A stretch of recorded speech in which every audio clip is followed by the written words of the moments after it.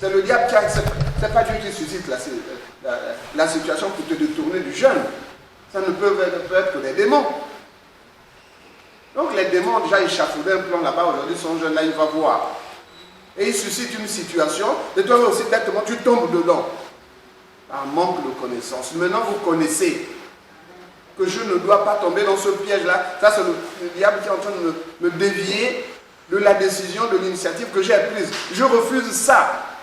C'est cette fermeté-là que vous devez développer en vous pour que votre jeûne soit écouté en haut. Vous comprenez? Donc, vous devez développer cette aptitude-là. Elle est en vous. Je vais vous prouver que c'est en vous. Vous êtes assis. On dit, il y a un serpent sur la chaise. Vous n'allez pas bondir.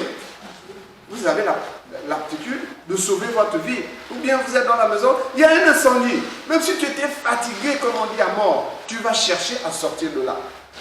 Donc cette aptitude est en vous. Elle est en vous. Ne dis pas, Seigneur, donne-moi la force de te servir. Mais il t'a déjà donné la force, c'est plus dans le souffle de vie. Quelle force tu demandes encore? Seigneur, fortifie-moi pour que je te serve. Seigneur, fortifie-moi pour que je puisse bien faire ce jeûne. Mais la force est déjà en toi. Quelle force tu demandes encore?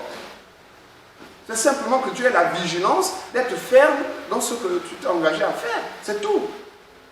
Ensuite. Pour frapper méchamment du poing, vous ne jeûnez pas comme le veut ce jour. Frapper durement du poing veut dire que les réflexes que tu as développés en toi pour réagir dans une situation qui t'est défavorable, ces réflexes-là se déclenchent en toi, s'enfuient dans ton subconscient et ne demandent qu'à se manifester. Le subconscient, là, c'est un peu, disons les choses comme ceci. C'est comme quelqu'un qui est tapis dans le noir, et tu es par exemple un ouvrier, je ne sais pas moi, un menuisier, et puis tu dis, donnez-moi le marteau là-bas. On te tend le marteau et tu commences à taper. Tu as fini. Prends maintenant la scie. On te serre la scie, tu coupes le bois. Prends maintenant le vernis. Donc ça vient de l'ombre. On te donne les instruments juste quand tu en as besoin. Tu n'as même plus besoin de demander, on te les sert. Or, dans le noir là-bas sont tapis tous les défauts. Et les démons vous les distribuent. Au fur et à mesure, les démons voient ce que tu fais. Toi, tu ne les vois pas. Donc, dans telle situation, là, il faut maintenant envoyer la colère. Ils envoient la colère. Là, il faut envoyer le mensonge. Ils te dégainent le mensonge. Et toi, tu ne fais que accepter. Vous voulez que Dieu vous bénisse comment?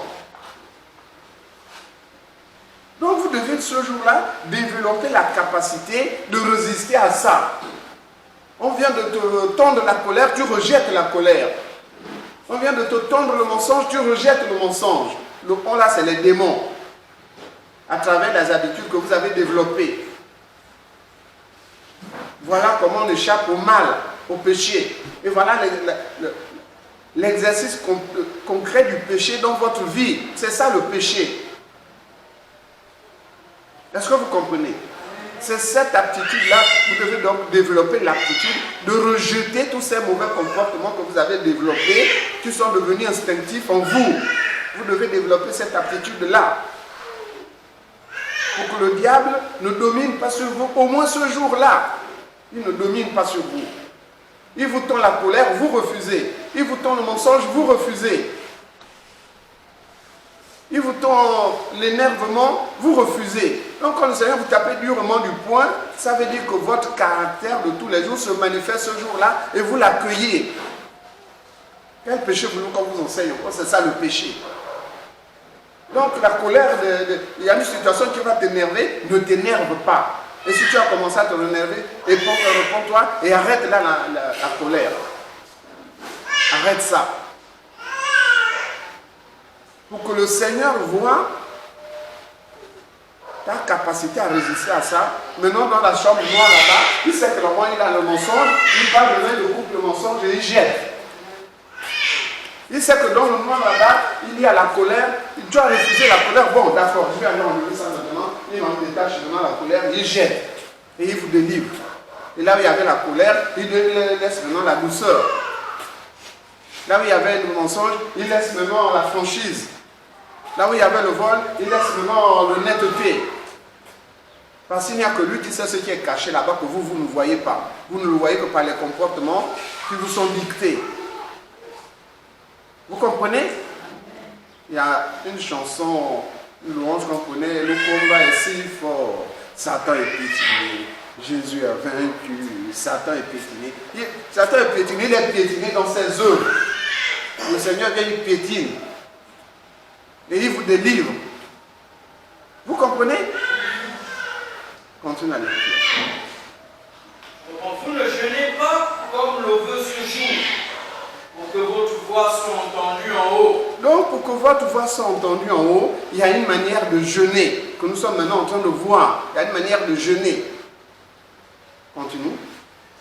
Est-ce là le jeûne auquel je prends plaisir? Un jour où l'homme humilie son âme. Donc, le jour du jeûne, l'homme humilie son âme. Humilier l'âme, là, ça veut dire quoi? Ça veut dire quoi? Comment humilie-t-on l'âme? Ce jour-là, tu as décidé d'être agréable à Dieu et de faire la guerre au péché. Voilà la décision que vous prenez lors du jeûne. Aujourd'hui, je vais être agréable à mon Dieu, je fais la guerre au péché. C'est une déclaration de guerre. C'est une déclaration de guerre. Pourquoi? Parce que Christ est venu effectuer une séparation. Une séparation franche entre le bien et le mal au-dedans de nos vies et de nos cœurs. Donc l'humiliation de l'âme, c'est l'âme qui prend conscience. Oh, mais donc tous les jours je pataugeais dans le péché, je ne regardais que mon intérêt, je m'énervais quand je voulais, j'exerçais la jalousie, j'exerçais le mensonge, mais ça c'est pas bon, mais donc voilà pourquoi ma vie ne réussit pas. Ah Seigneur, aie compassion de moi. Là tu humilies ton âme parce que tu réalises que ta vie là c'est pas bon. Mais si tu ne réalises pas que tu vas humilier l'âme comment? Celui qui humilie son âme constate que sa vie n'est pas droite devant le Seigneur. Comment sait-il que sa vie n'est pas droite devant le Seigneur? Parce que les bénédictions promises n'arrivent pas. Au moins à cause de ça. Les bénédictions promises n'arrivent pas. La vie de grâce du Seigneur n'arrive pas. C'est-à-dire que tu n'es pas dans une vie qui est agréable à Dieu et ce n'est pas une vie qui devait t'arranger. Le fils prodigue, ce n'est pas le père qui est venu dire ta vie là c'est pas bon, viens ici. C'est lui-même qui a pris conscience. Ce n'est pas Dieu qui l'a dit. Hé mon fils, mais mon Dieu, il y a beaucoup d'abondance ici là. Le fils sait qu'il y a de l'abondance. Il savait. Nous savons qu'il y a la grâce chez Dieu. Qui ignore ça? Il a même mis dans le cœur de l'homme la pensée de la vie éternelle. De ne pas mourir. C'est dans le cœur de tout homme. Même un bébé qui ne parle pas encore, si vous le piquez là, il va enlever la main. Même le bébé qui ne parle pas encore, vous le piquez là, il enlève sa main. Donc un réflexe de survie. Il a mis ça dans le cœur de l'homme. Donc l'homme, quel qu'il soit, doit être capable de réaliser que là, c'est pas bon. Maintenant, il y a un moment, tu prends la décision, non, je vais humilier mon âme devant le Seigneur. Humilier l'âme veut dire prendre la décision, au moins ce jour-là, de ne pas satisfaire ses propres désirs, de ne pas satisfaire toutes les pensées qui déferlent en vous. C'est un fleuve. Mais il se trouve que ce n'est pas un fleuve d'eau vive. C'est un fleuve de malédiction. Et le fleuve d'eau vive, lui, il est en train d'attendre son tour. Et chez certains, le tour là ne vient jamais. Mais non, le jour du jeûne, vous dites, bon, c'est le tour, je veux que les eaux vives déferlent maintenant dans ma vie, que les pensées de grâce déferlent dans ma vie, et non pas les pensées de malédiction qui déferlent tout le temps. L'homme est calibré, éduqué pour que les pensées qui ne viennent pas de Dieu soient dominantes. Quand le Seigneur a dit, l'homme n'est que chair. Et toutes ces pensées sont tournées vers le mal. Le mal là signifie que les pensées que l'homme accueille ne sont pas suscitées par Dieu. C'est ça le mal. Les pensées auxquelles vous prenez plaisir ne viennent pas de Dieu, c'est ça que le Seigneur appelle le mal. Maintenant, certaines de ces pensées vous poussent à nuire aux autres. D'autres pensées vous poussent à gémir dans votre cœur parce que les autres vous ont fait du mal. D'autres vous poussent à gémir parce qu'il y a une situation qui est devant vous dont vous n'arrivez pas à vous débarrasser. le Seigneur appelle tout ça le mal. Quand l'homme ne s'occupe que de lui-même, il subit lui-même là-bas. Il se venge lui-même là-bas. Il échafaude les plans pour son avenir lui-même là-bas, tout seul. Dieu appelle tout ça le mal. Donc, comprenez ça pour que vous opérez, vous, un changement volontaire dans votre approche de Dieu.